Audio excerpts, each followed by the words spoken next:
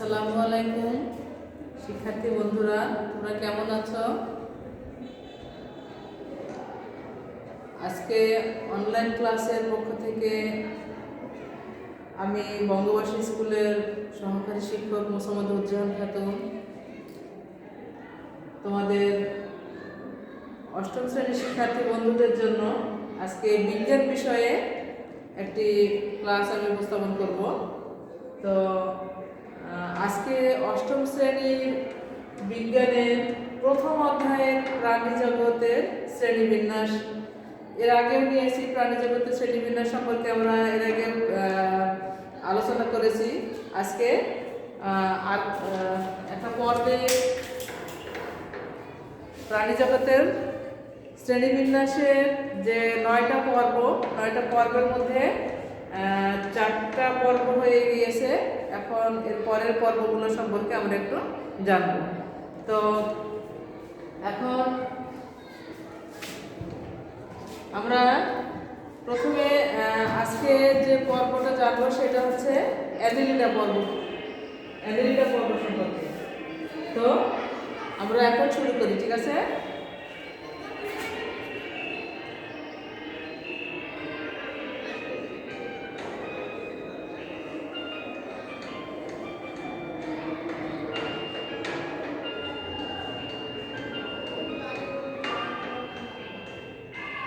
Annelida, ঠিক আছে?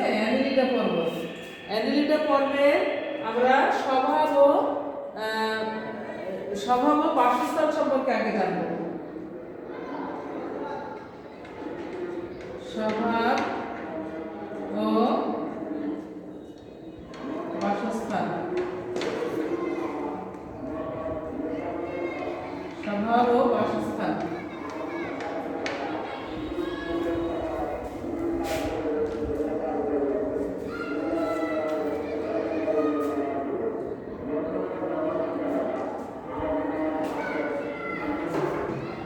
Annelida পর্বের স্বভাবের দিকে আমরা আগে যাই। এটা হলো পৃথিবীর প্রায় সকল নাতিশীতোষ্ণ ও উষ্ণমণ্ডলীয় দেশে এদেরকে দেখা যায়। এরা হচ্ছে অধিকাংশই উষ্ণমণ্ডলীয় অঞ্চলে এদের স্বভাব প্রাণীদের পাওয়া যায়। এদের বহু প্রজাতি স্বাদু পানিতে বাস করে, আবার কোনো কোনো প্রজাতি দেখা যায় যে সমুদ্রের গভীর পানিতে এরা থাকে। এই পর্বের বহু প্রাণী স্যাঁতসেঁতে জায়গায় থাকে। এছাড়াও আমরা জানি যে অ্যানিলিডা পর্বে এরা হচ্ছে বিভিন্ন জায়গায় মাটির নিচে অথবা পাহাড়ে গর্ত করে এরা থাকে। তো অ্যানিলিডা পর্বে আমি এর আগে বলেছি যে কোনো পর্ব যখন আমরা পড়ব সেই পর্বের একটি করে উদাহরণকে আমরা আগে মনে রাখবো। তো অ্যানিলিডা পর্বের একটি প্রাণী উদাহরণ হিসেবে যেমন মনে করো যে কেঁচো, জোঁক, এগুলো হচ্ছে অ্যানিলিডা পর্বের প্রাণী। তাহলে আমরা স্বভাবে কি দেখলাম যে এরা নাতিশীতোষ্ণ উষ্ণমণ্ডলীয় অঞ্চলে দেখা যায়। এছাড়া পৃথিবীর সর্বত্রই প্রায় স্যাঁতসেঁতে জায়গায় থাকে। এছাড়া স্বাদু পানিতে থাকে আর সমুদ্রের গভীর পানিতে থাকে এরা। আর কোথায় পাহাড় বা মাটিতে বা পাথরে এরা গর্ত করে এখানে বসবাস করে। তাহলে এদের সাধারণ বৈশিষ্ট্যগুলোতে আমরা দেখব। সাধারণ বৈশিষ্ট্য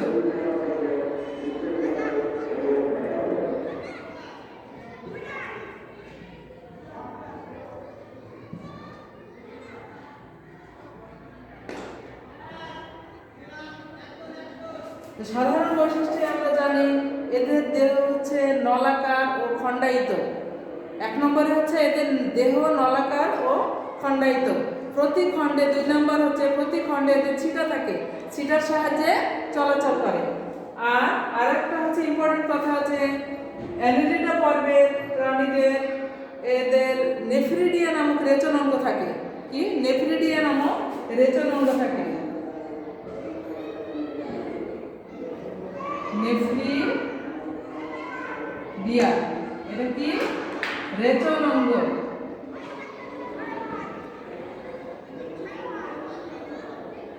নেফ্রিডিয়া নামক রেচন অঙ্গ থাকে, তাই না? তাহলে এদের উদাহরণ হচ্ছে জোঁক, কেঁচো। আচ্ছা, তাহলে কেঁচো এর আগেও করেছি যে সেই পর্বের প্রাণীটাকে আমরা মনে রাখবো।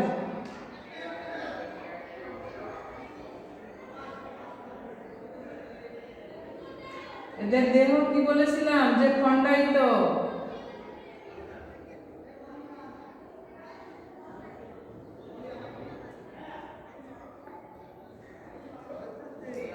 আর প্রতি খণ্ডে এদের কি থাকে? সিটা থাকে, সিটার সাহায্যে চলাচল করে।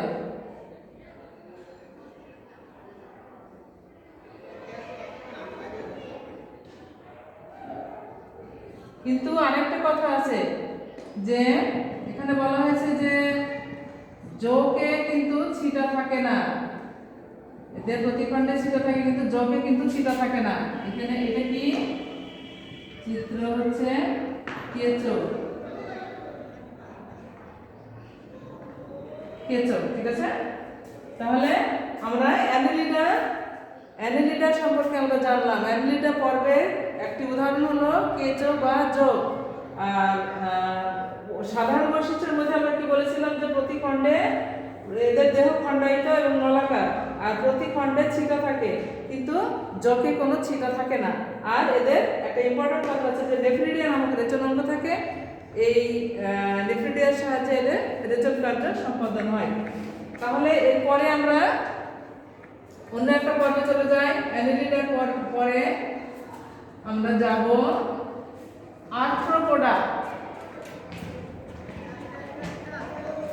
আর্থ্রোপোডা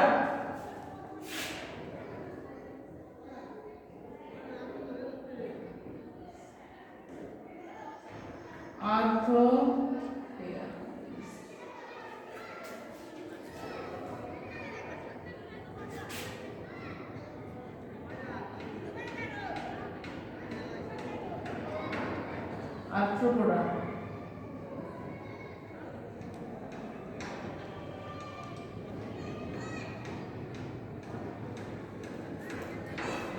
তাহলে এরপরে আমরা আসবো আর্থ্রোপোডা। আচ্ছা, আর্থ্রোপোডাটা হচ্ছে এই পর্বের প্রাণীটা হলো প্রাণী জগতের যতগুলো পর্ব আছে তার মধ্যে সবচেয়ে বৃহত্তম পর্ব হচ্ছে আর্থ্রোপোডা। তো আর্থ্রোপোডা পর্বের প্রাণীদের স্বভাব আর বাসস্থানের মধ্যে গেলে আমরা এটা দেখব যে এটা প্রায় পৃথিবীর সর্বত্রই থাকে। এটা জলে, স্থলে, হ্যাঁ, তারপরে হলো কিছু এরা বহিঃপরজীবী ও অন্তঃপরজীবী হিসেবে বাস করে।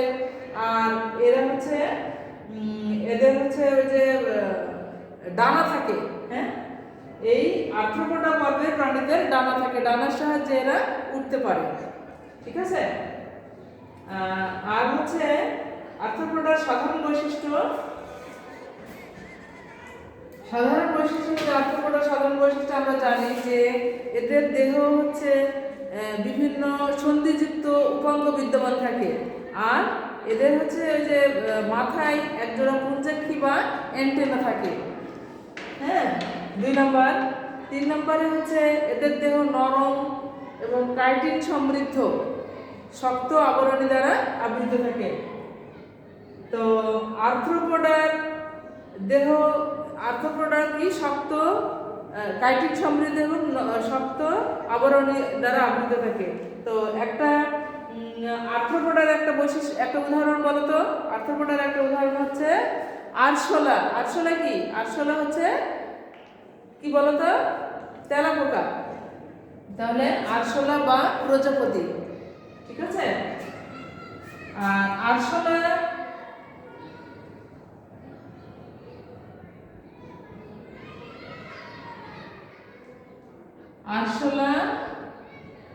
প্রজাপতি,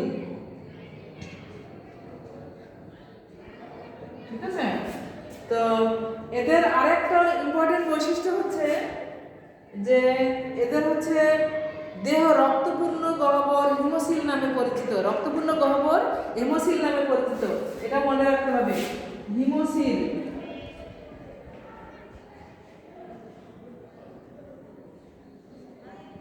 এটা হচ্ছে রক্তপূর্ণ গহ্বর, ঠিক আছে। যে এদের দেহ নলাকার বা খণ্ডায়িত থাকে, আর এদের হচ্ছে মাথায় একজোড়া পুঞ্জাক্ষী বা অ্যান্টেনা থাকে, এদের ডানা থাকে, ডানার সাহায্যে উঠতে পারে। আর এদের হিমোসিল, রক্তপূর্ণ গহ্বর হিমোসিল নামে পরিচিত। উদাহরণ হচ্ছে আরশোলা বা প্রজাপতি। আচ্ছা, এখন আমরা প্রজাপতি একটা ছবি এঁকে দেখাই।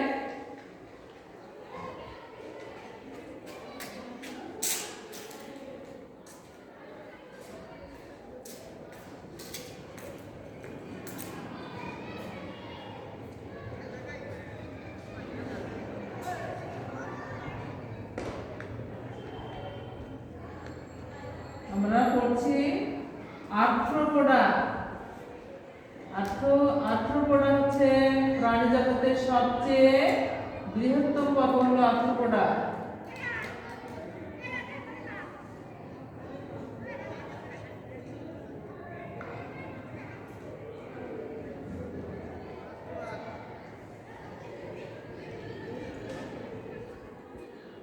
এদের আগে বলা আছে যে এদের কিন্তু ডানা থাকে।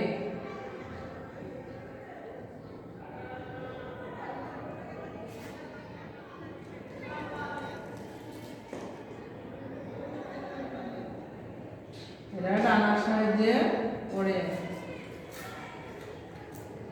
আর পুঞ্জাক্ষী, এই যে পুঞ্জাক্ষী, আর মাথায় কি থাকে? অ্যান্টেনা থাকে, একজোড়া অ্যান্টেনা, মাথায় পুঞ্জাক্ষী ও একজোড়া অ্যান্টেনা থাকে। এখন আমরা কি জানি যে প্রজাপতিতে কিন্তু বিভিন্ন রঙের এই যে ছিটেফোঁটা থাকে। প্রজাপতিতে পাখাতে রং বেরঙের পাখা থাকে, পাখাতে ছিটেফোঁটা বিভিন্ন রং থাকে।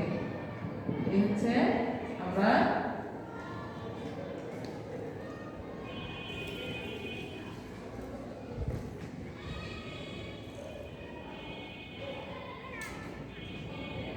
প্রজাপতি। ঠিক আছে, তাহলে এই হচ্ছে আর্থ্রোপোডা প্রাণীর বৈশিষ্ট্য সম্পর্কে আমরা জানলাম। এরপরে আমরা পড়ব মলাস্কা। মলাস্কা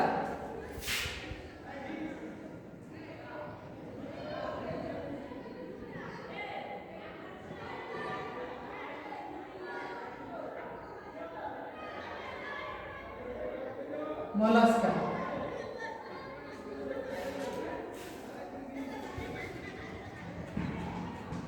আমাদের মলাস্কা হলে দিকে 6টা 7টা পর্ব, মলাস্কা হচ্ছে 7 নম্বর।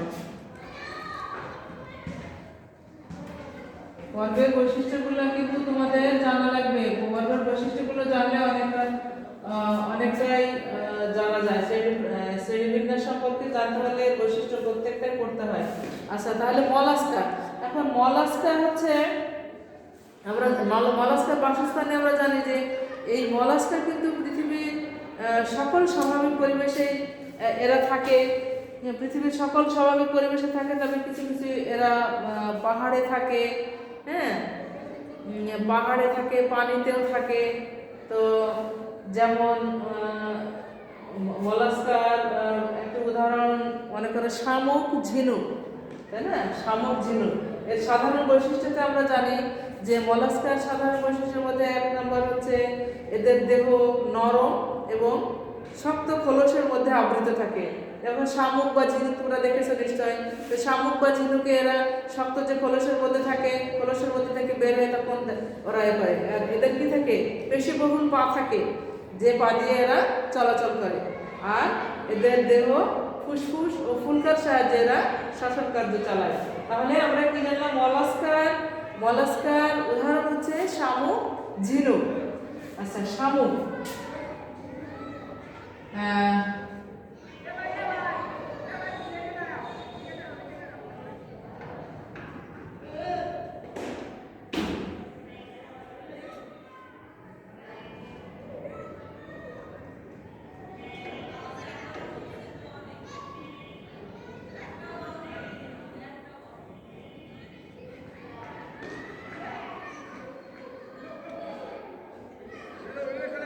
এই হচ্ছে শামুক,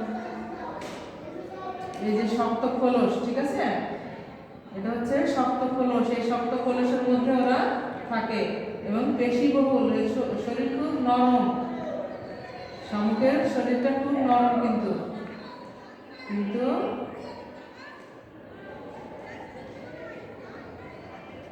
শক্ত খোলসের দ্বারা আবৃত থাকে। আর কি জানলাম যে এরা ফুলকার সাহায্যে শ্বসন কার্য চালায়, তাই না?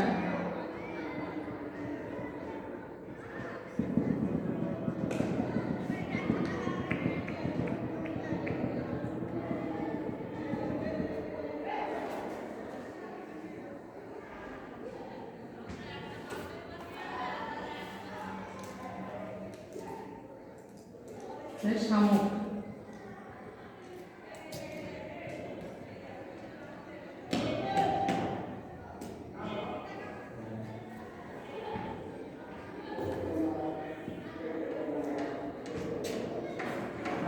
তাহলে আমরা মলাস্ক সম্পর্কে জানলাম। এরপরে আসবে একাইনোডার্মাটা। একাইনোডার্মাটা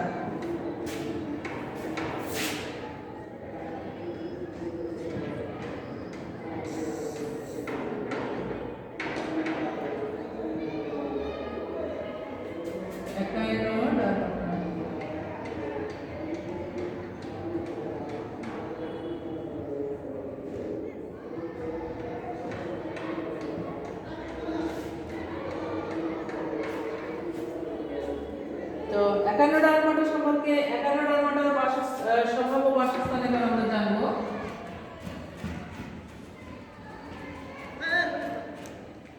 একাইনোডার্মাটাতে এরা পৃথিবীর সকল মহাসাগরে এবং সাগর ও মহাসাগরে থাকে। এরা কিন্তু স্বাভাবিক পরিবেশে এদের দেখা যায় না, এরা সাগর বা মহাসাগরে থাকে। এরা মিঠা পানিতে থাকে না, মিঠা পানিতে দেখা যায় না, তবে অধিকাংশ হলো মুক্তজীবী হিসেবে থাকে। তাহলে আমরা এর উদাহরণ হচ্ছে, আমরা জানি কি তারা মাছ, তারপরে হচ্ছে সমুদ্র শসা, হ্যাঁ, সমুদ্র শসা ও তারা মাছ। তো এদের স্বভাব আমরা, এদের বাসস্থান কি জানলাম যে এরা স্বাভাবিক পরিবেশে না, এরা কিন্তু মহাসাগরে থাকে, এরা মিঠা পানিতে থাকে না, আর অধিকাংশ হলো মুক্তজীবী। তো এদের সাধারণ বৈশিষ্ট্যের মধ্যে আসবে হচ্ছে এদের দেহটা কিন্তু কাঁটাযুক্ত, আর এদের দেহ সমান 5টি অংশে বিভক্ত থাকে। এদের পূর্ণাঙ্গ প্রাণীতে তখন তাদের মাথাটা দেখা যায়, তাছাড়া মাথা বোঝা যায় না, হ্যাঁ। আর এদের হলো এর হলো পূর্ণাঙ্গ প্রাণীতে মাথা দেখা যায়, আর পানি সংবহন তন্ত্র থাকে এবং নালীপথের সাহায্যে এরা চলাচল করে। তাহলে এ হচ্ছে তারা মাছ আর সমুদ্র শসা। আচ্ছা, তারা মাছ একটু দেখি আপিয়ে। এদের আমরা কি জানলাম যে একাইনোডার্মাটা পর্বের প্রাণীদের এদের হচ্ছে দেহ 5টি অংশে, সমান 5টি অংশে বিভক্ত।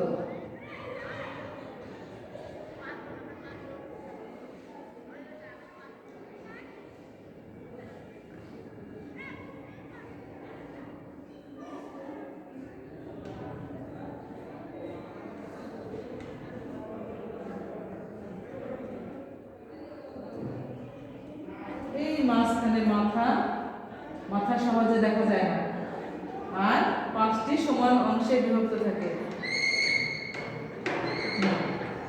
আর দেহটা কিন্তু কাঁটাযুক্ত, এগুলো হচ্ছে কাঁটা।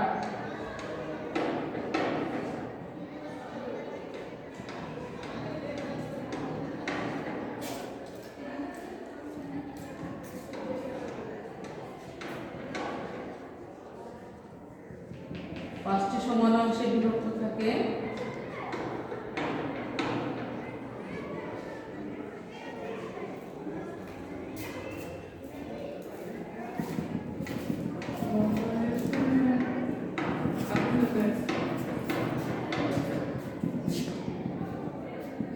হচ্ছে তারা মাছ।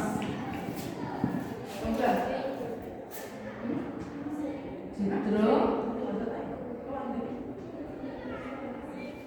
তারা মাছ, আর একটা আছে সমুদ্র শ্মশান। ঠিক আছে, তাহলে এটা আমরা কি জানলাম যে এদের দেহ 5টি সমানাংশে বিভক্ত থাকে আর এদের পূর্ণাঙ্গ শরীরে মাথা দেখা যায়, এছাড়া মাথা সহজে বোঝা যায় না।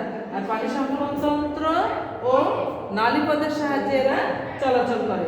তাহলে আর দেহত্বক কাঁটাযুক্ত, দেহত্বক কিন্তু কাঁটাযুক্ত। তাহলে এ হচ্ছে আমরা একাইনোডার্মাটার বৈশিষ্ট্য এবং একাইনোডার্মাটা সম্পর্কে জানলাম। তো এরপরে আমরা প্রাণী জগতের 9টি পর্বের 8টি পর্ব হয়ে গেল। এখন বাকি আছে করডাটা পর্ব। এর করডাটা পর্বে শ্রেণীবিন্যাস সম্পর্কে আমরা এরপরে জানবো। তোমরা কিন্তু এই যে 8টি পর্ব আমরা যে আলোচনা করলাম, এই 8টি পর্ব সম্পর্কে সুন্দর করে মুখস্থ করে নেবে এবং মনে রাখার চেষ্টা করবে। 8টি পর্ব সম্পর্কে ভালো জানা থাকলে এই অধ্যায়টা তোমরা খুব ভালো পারবে। এর পরবর্তীতে আমরা অন্য যেমন মেরুদণ্ড প্রাণীর শ্রেণীবিন্যাস সম্পর্কে আলোচনা করব। তাহলে সে পর্যন্ত তোমরা সুস্থ থেকো, ভালো থেকো। আগামীতে আবার দেখা হবে ইনশাআল্লাহ। আল্লাহ হাফেজ।